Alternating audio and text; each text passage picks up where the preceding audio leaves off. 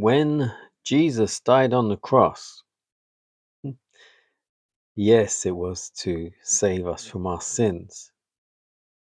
It was also to prove God's law to be changeless and true. Good morning, good afternoon, good evening, good night, good day to you, depending where you are in the world. Sabbath blessings, one and all. It is a Friday night here in UK. We're doing a nighttime devotion from the devotional Christ Triumphant. The title today, God's Law Finally Vindicated. Psalm 119, verse 34. Give me understanding, and I shall keep thy law. Yea, I shall observe it with my whole heart. When Christ descended and laid open before the heavenly intelligences the scene of the conflict and the fierce attacks that Lucifer made against him to prevent him from accomplishing his work on the earth, all the prevarications and accusations of him who had been an exalted angel were seen in their true light. It was seen that his professedly spotless character was deceptive. His deeply laid scheme to exalt himself to supremacy was now fully discerned. When the issue was finally settled, every unfallen being expressed indignation at the rebellion.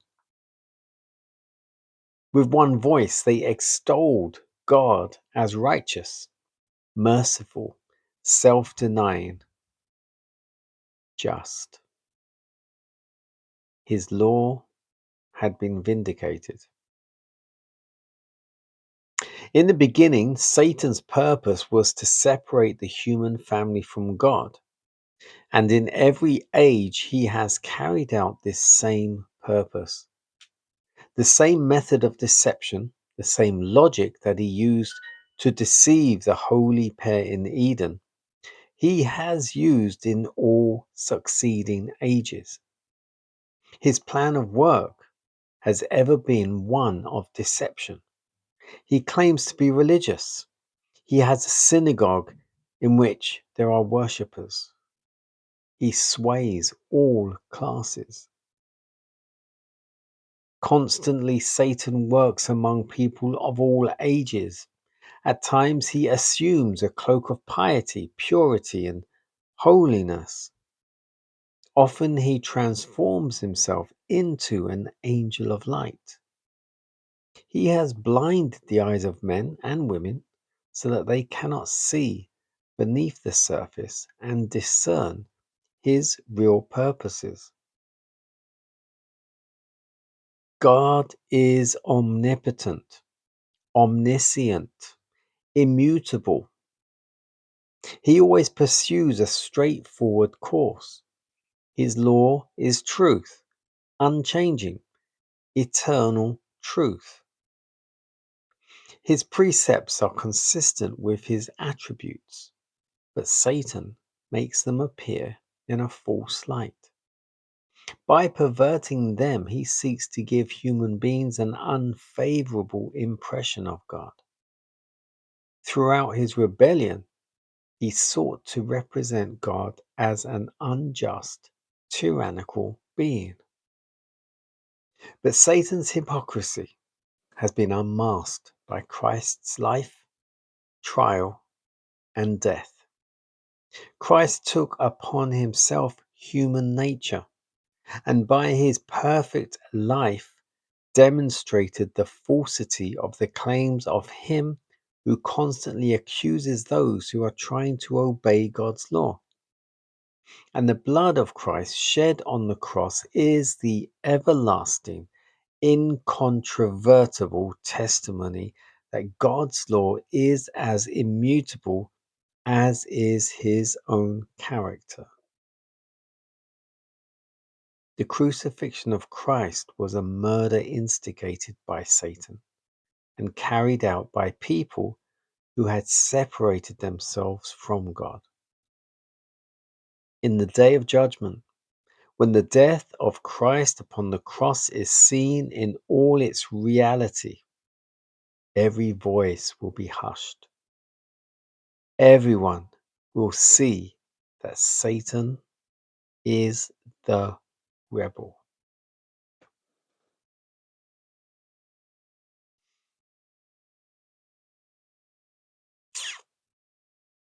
God's law finally vindicated.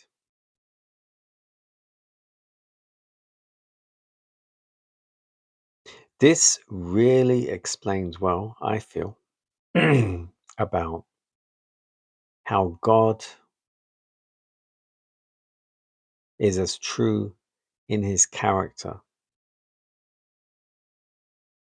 as we all believe him to be.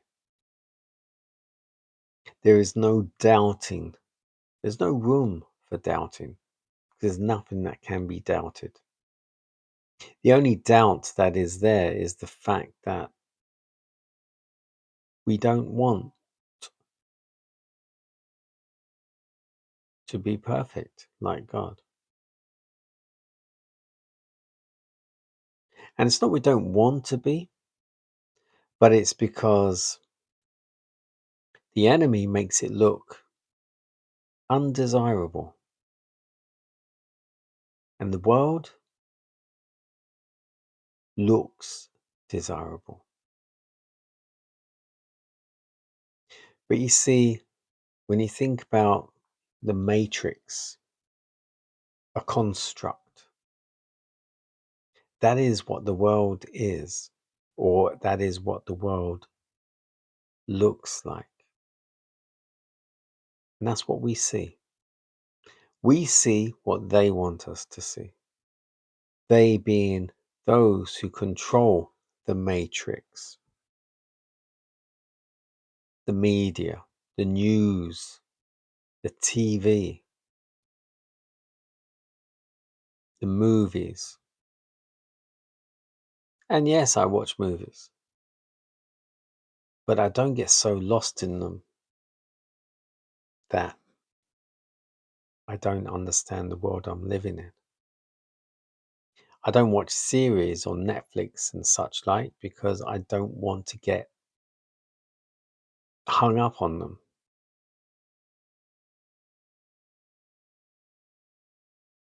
God's law is about good, clean living and loving and being. And the enemy had that and has lost it forever. And much as I said, like a dog in a manger, because he's lost it. He doesn't want us to have it. And it's ours for the taking. It's there to grab with both hands, with our teeth, with our toes, to grab it with every ounce of our being. It's just there.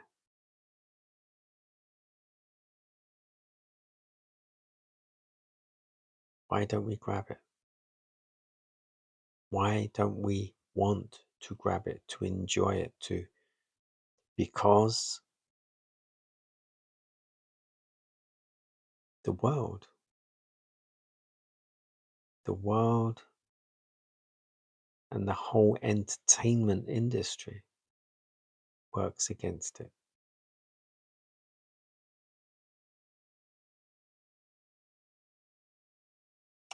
It is Sabbath.